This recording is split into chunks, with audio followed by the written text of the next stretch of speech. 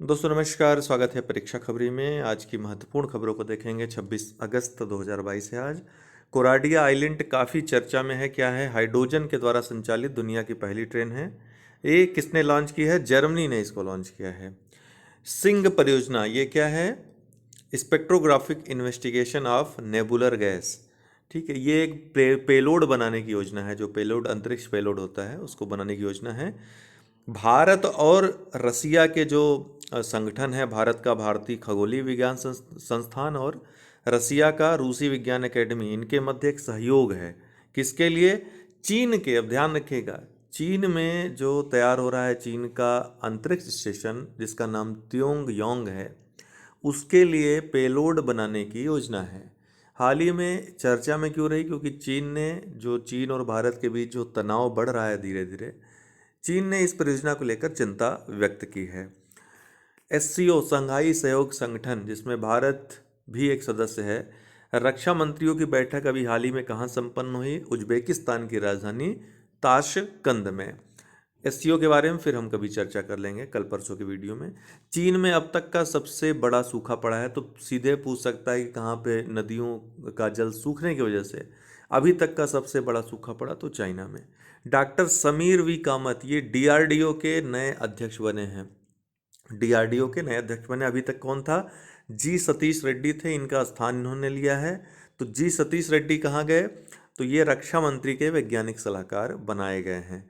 अवध बिहारी चौधरी, बिहार विधानसभा जो नवगठित विधानसभा है उसके नए अध्यक्ष बने हैं Awadh Bihari Chaudhary. New India selected writings 2014 से 2019, ये वेंकैया नायडू ने लॉन्च किया। जो उपराष्ट्रपति इसके पहले थे, धनखड़ साहब के पहले। पूर्व मंत्री एवं जो वित्त मंत्री थे स्वर्गीय अरुण जेटली, उनके जो चुनिंदा लेख थे 2014 से 19 के बीच, उन लेखों पर आधारित ये पुस्तक है, न्यू इंडिया सेलेक्टेड राइटिंग्स 2014 से 2019।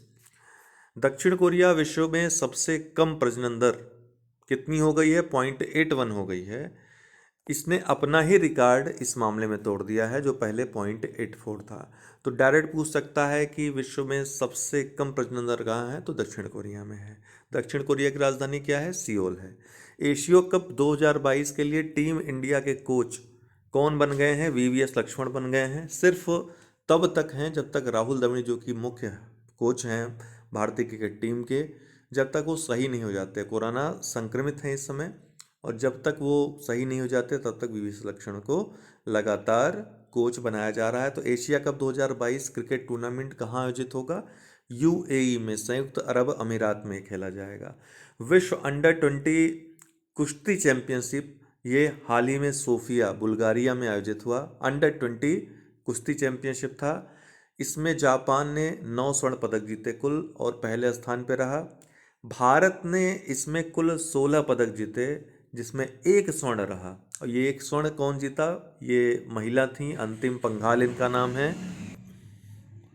और अंतिम पंघाल स्वर्ण जीतने वाली इस टूर्नामेंट में पहली भारतीय महिला बनी है, अंडर 20 वाले में। ठीक है, स्वर्ण जीतने वाली पहली भारतीय महिला खिलाड़ी बनी है। प्रयुत चान ओ चा प्रधानमंत्री हैं थाईलैंड के। इनको वहाँ की न्यायालय, जो संवैधानिक कोर्ट है, उसके द्वारा निलंबित कर दिया गया है। पूछ सकता है इस तरह से प्रश्न कि कहाँ के प्रधानमंत्री को, या फिर नाम ले लेगा प्रयुत चान ओचा कहाँ के प्रधानमंत्री हैं जिनको हाल ही में वहाँ की संवैधानिक न्यायालय ने सस्पेंड कर दिया है, निलंबित कर दिया है। तो ये प्रयुत चान ओचा प्रधानमंत्री हैं थाईलैंड के। लिबर्टी मेडल 2022 यूएसए के द्वारा ये मेडल दिया जाता है 2022 के लिए।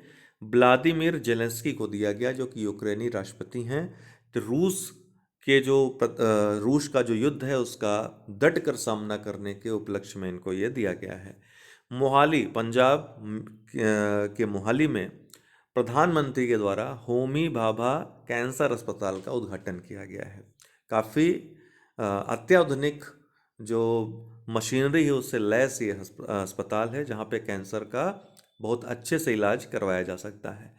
फरीदाबाद, हरियाणा में प्रधानमंत्री के द्वारा भारत का और पूरे एशिया का सबसे बड़ा निजी अस्पताल का उद्घाटन हुआ है, अमृता अस्पताल। तो हाल ही में उद्घाटन हुआ कहाँ पे? फरीदाबाद, हरियाणा में। इतना ध्यान रखिएगा। तो आज की महत्वपूर्ण खबरें हैं, फिर हम कल मिलते हैं। बहुत बहुत धन्यवाद।